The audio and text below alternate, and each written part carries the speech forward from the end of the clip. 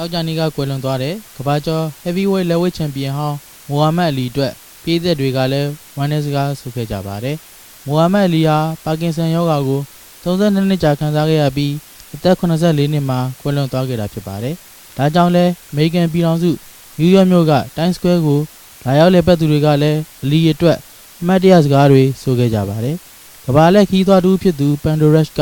အလီဟာဟိတ်ဟန်ကြီးသူဖြစ်သလိုယုံကြည်မှုလည်းအပြည့်ရှိသူဖြစ်ကြောင်းနဲ့သူ့ဘဝမှာအကြီးကျယ်ဆုံးအရာတွေကိုလုပ်ခဲ့သူဖြစ်ကြောင်းဖွင့်ရပါတယ်။မိုဟာမက်အလီဟာလက်ဝှေ့လောကမှာ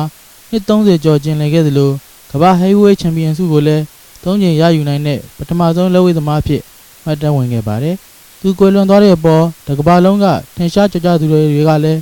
ဝမ်းနည်းစကားတွေအသီးသီးပြောကြားခဲ့ကြောင်းရိုက်တာသတင်းမှာဖော်ပြထားပါတယ်။ကျွန်တော်နေလွင်ပါ